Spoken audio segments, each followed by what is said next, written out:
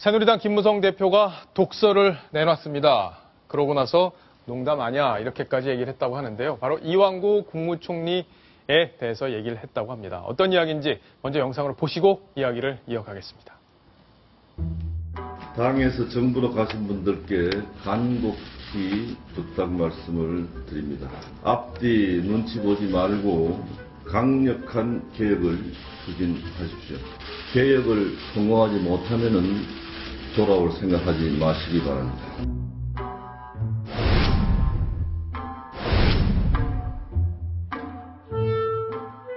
잘못하면 당에 들어오지도 못하고 그러니까 이거 열심히 정말 해야 되겠어요. 잘못하면 당에도 못 들어오고. 근데 어제 제가 한 말은 농담이 아닙니다. 만약에 가서 계획의 성과를 내지 못하고 하면 당에서 받지 않도록 하겠습니다. 말씀 명심하겠습니다. 이남희 팀장. 네.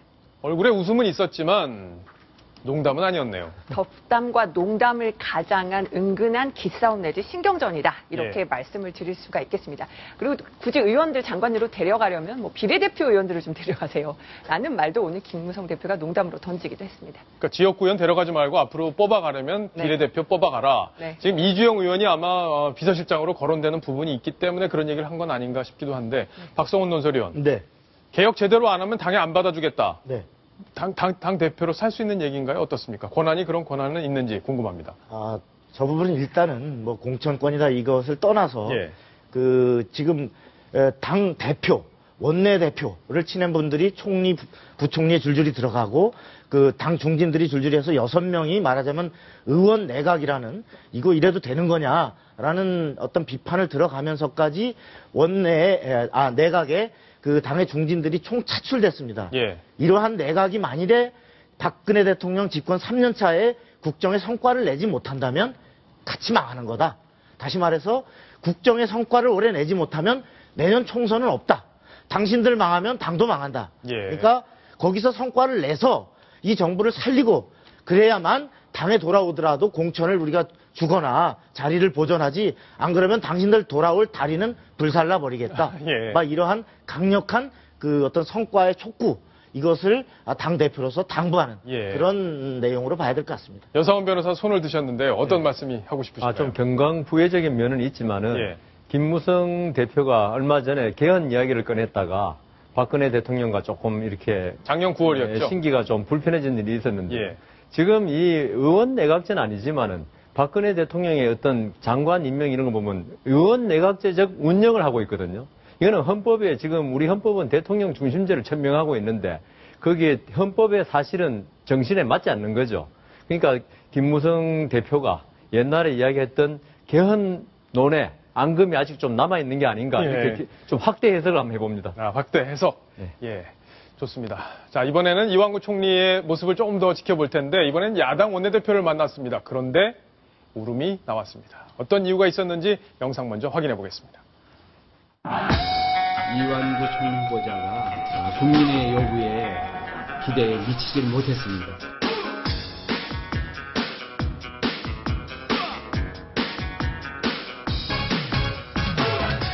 저를 쳐다보는 게 애처로운 눈초리에 제가 아주 가슴이 뭉클뭉클해서 마음이 아팠어요. 우리 총리 제가 잘 도와드리지 못해서 마음이 아프고.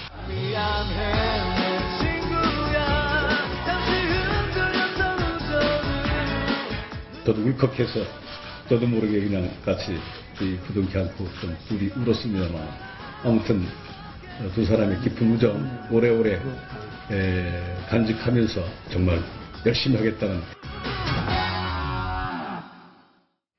아니 두 분이 우는데 이남희 팀장 눈에 왜 이렇게 빨갛게 되는지 모르겠습니다. 저는 취재하면서 이렇게 두 분이 정치인이 이렇게 공식적인 자리에서 눈물을 글썽글썽하는 모습을 거의 처음 봤고요. 왜 울었는지 저도 정말 궁금했는데 일단 우윤공 원내대표는 정치권에서 적이 없는 정치인으로 유명합니다. 온건하고 합리적인 성품으로 그간에 좀 마음고생을 내비친 게 아닌가 이런 생각이 듭니다.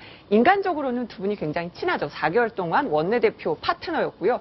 박영선 원내대표 체제 때도 우윤공 원내대표가 정치의장을 맡으면서 이완구 당시 원내대표와 계속 어떤 파트너십을 유지를 해왔는데 결국은 이제 야당 원내대표로서는 어떤 임명동의안 반대 표결을 붙일 수밖에 없는 그것에 대해서 좀 본인이 미안했던 게 아닌가 이런 얘기가 나오는데요. 당내에서는 사실 비판이 있어요. 그래요? 좀 삐뚤어진 동지의식 아니냐. 예. 아까 공식적으로는 반대해놓고 사실 저런 모습은 그냥 비공식적인 자리에서 두 분이 이렇게 회포를 풀 수도 있는데 좀 낯뜨거웠다라고 비판하는 분들도 있긴 있었습니다. 예, 이남희 팀장께 제가 아주 중요한 질문 하나 할게요. 네.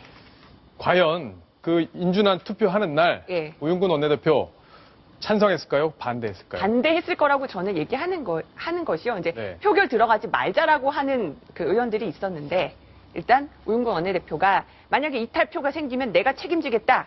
의원총회에서 이런 얘기까지 했고요. 실제로 야당 의원들 그 불참한 의원 수까지 빼면은 어쨌든 야당 의원들보다 더 많은 의원들이 반대표를 던졌기 때문에 제 생각에는 물어보진 않았지만 우윤근 원내대표도 표결에서는 반대표를 던졌을 것이라고 추정을 합니다.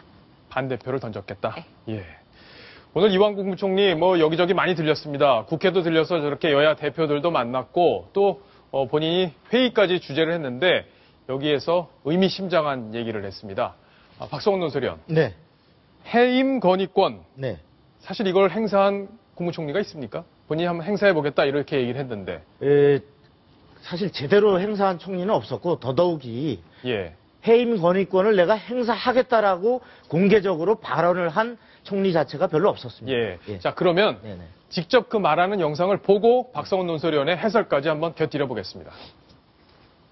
앞으로 총리실에서는 기강이 해이하고 성과가 부진한 기관의 장차관, 청장 등 중앙행정기관의 장에 대해서는 헌법과 법률에 주어진 국무위원 해임 건의권과 인사조치를 포함한 지휘감독권을 엄정하게 행사하겠습니다.